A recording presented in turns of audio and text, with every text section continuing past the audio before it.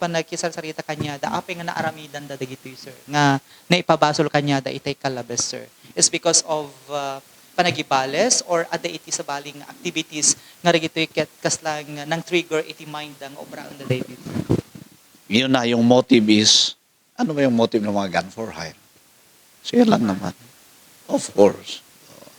Kaya nga natin binibigyan ng livelihood. Ina-enroll natin sila sa TESDA. At yung kung may kahit papaano, may naitutulong yung other government agencies like agriculture and also LGU. Malaking factor ang LGU dito. Kasi kailangan yung political will talaga. Kung walang political will, wala. Yun po yung bottom line. Sir, naimbag nga oras mo, adan sa dayti na pintas nga naaramidan tayo sir, iti Ilitibado Ilocos Norte, kang runaan detoy panang tagaban tayo, iti Linak Ornos Kental na nga dayti sir, ket pagsayaatan amin, iti Badok at the same time, iti Intermenteng nga Ilocos Norte, sir, naimbag nga oras mo. Kastamet, Sir Joey, naimbag nga aldaw mo, lalo na ito'y listeners mo, ito'y programa mo. Sir, adan sa dagitoy maibilang gunfire har nga dagitoy sir ket taga Badok Ilocos Norte nga naalukoy sa sir iti biyang ti kapulisan nga isuda ket makidanggay da at the same time magitinulong da iti panakatagiben iti Linak Ornos Kental na iti ili tayo. Yes, sir. Ada actually na gito'y. Ada na ito'y nangyari nga renewal of oath of allegiance to the government. Nagito'y former nga CGs, nga may bagbagat na criminal groups. Ken ija ay nag-distribution committee agricultural implements or nagito'y goods nga nagapo pidgin actually. Courtesy of Governor Matthew Manotoc and food packs na nanggaling kay Manong PD, Police Colonel Julius Suriben. Sir, iti biyang ti provincial director kin programa dating banat. Yes, sir. Program ng ating Manong PD. At yun po ay ating best practice din dahil yun din ang program din natin ng LGU rin. In their support, through their support, ay yun ay parang holistic approach to. Parang LCAC.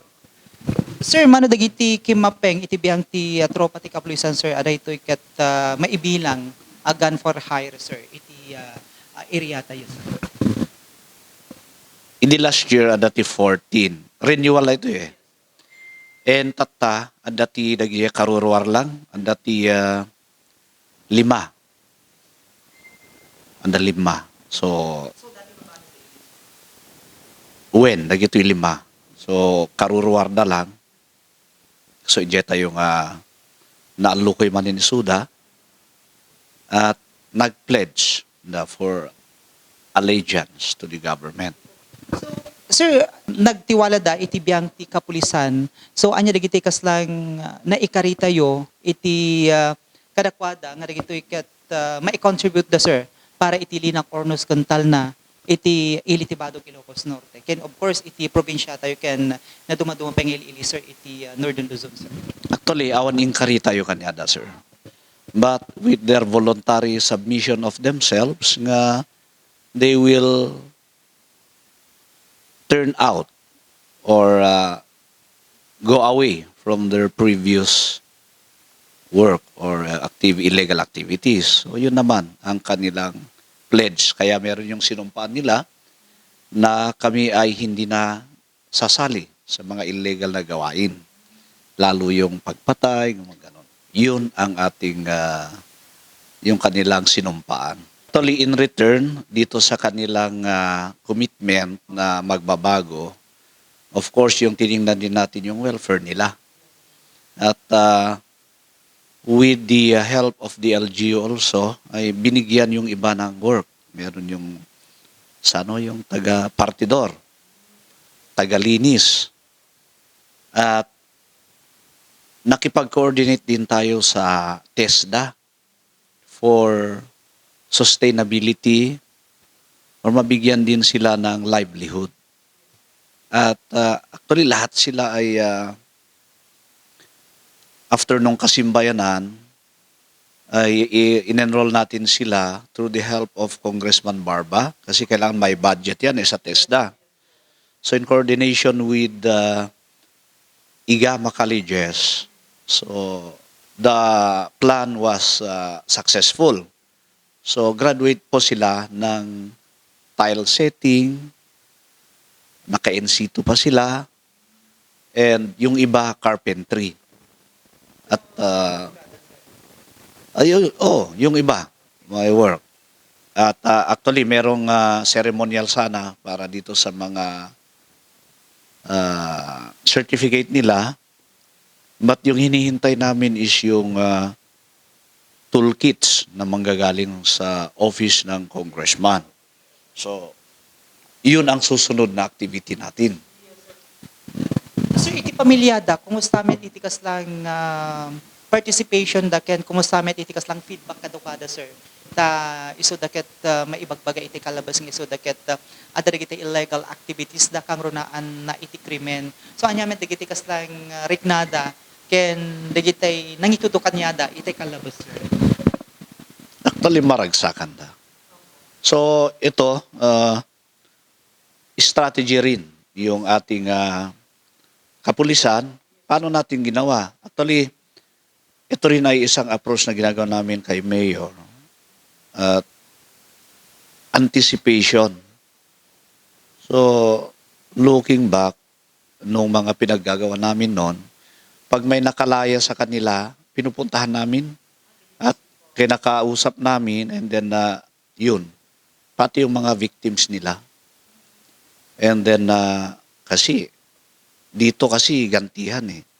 Kaya ang ginagawa natin is, yung kakausapin yung complainant, total, tapos na yung mga case nila, kakausapin din natin yung suspect, yung mga iba sa kanila, para magkaroon na ng truce or parang peace covenant. Yung una, dagiti victim idi, dati may sa dita. Kasi jay duwakit nagapo bilibid eh. So napan kami, hindi mo nakit nakas-close ti sila o rabi. Kasi lawan tao ngem adda gayam, mabutbuting da. Tanakaruar ni kastoy-kastoy. Kung namin sungay may kami. The same true, napang kami jay matayan jay suspect, kung namin nakalak na ang kanunga rumrumarin, tamabuting met. So, yun ang point. Nag-agree na magkikita or mamagitan kami, actually si Mayor. At pumunta kami dyan sa munisipyo, pinag-usap namin, so nagkaroon sila ng peace of mind. Wala na, hindi na silang takot ng bawat isa. Kasi yun ang, yung jay sakit tinakim na, kaya may sakit, but-buteng, ijay nga create ngamin ngay jay, uy, unaklayin nga ni Suda, baka siyak di papatayin kasi jay. So yun po yung ina-anticipate natin para hindi na lumala, tuloy-tuloy na peaceful ang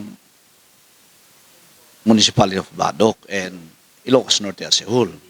Yeah. So napintas dating nagbaling nga resulta na ta inunot sir nga mauwatan ditong galmaysa kang runaan dagiti victims ken dagiti maitutudo nga suspect iti kalabas. Yes, sir. Kaya nga, yun ang ating tinitingnan. Total, inkaruan damat 10. So, yung iba, mga dismiss. So, yun lang naman ang ating ginagawa. So, isang itong strategy para makatulong at hindi na mangyari yung mga nangyari ng mga nakaraan. Gantihan lang. Yun palang solusyon. Yes, sir. So, sir, dating nga ba nag-circuit na pintas nga maipadanon tayo iti aglawlaw tapno di kasagat awan dagiti kas lang agam-agam nga recruit na dagiti tattao but-buteng. So, anya dagiti intay maibaga, maisarita sir. Panggep dito yung naaramidan man sir iti biyan ti kapulisan, sir, kagro na itilinak or nasinda. Yes, sir. Napintas kami na ito yung i-adapt iti other municipalities, metro, other province. Parang yung ano ni PD mismo, yung ganwat na, nga karon ti kapyakental na. Actually, ginagawa na sa lahat ng municipality dito, yung CRT, Conflict Resolution Team. Yun, parang, second time kasi nung last year ginawa namin to. At ito na naman ginawa natin. Actually, yung kasama ko dito is si Lieutenant Colonel Papay, Jonathan Papay, and of course, ng ating Manong PD. So, yun po ay pumunta sila dito with yung ating Peace and Order Council. Iting kay parang panagkisarita kanya, da apay nga naaramidan da dagitoy, sir. Nga naipabasol kanya da itay kalabes, sir. Is because of panagibales or ada iti sa baling activities nga dagitoy ket kaslang nang trigger iti mind ang obraan da David. Yun na, yung motive is, ano ba yung motive ng mga gun for hire? Siya lang naman. Of course. Kaya nga natin binibigyan ng livelihood. Ine-enroll natin sila sa TESDA. At yung kung may kahit papaano, may naitutulong yung other government agencies like agriculture and also LGU. Malaking factor ang LGU dito. Kasi kailangan yung political will talaga. Kung walang political will, wala. Yun po yung bottom line. Kailangan may help ng LGU para mapasok natin lahat. Na-convince.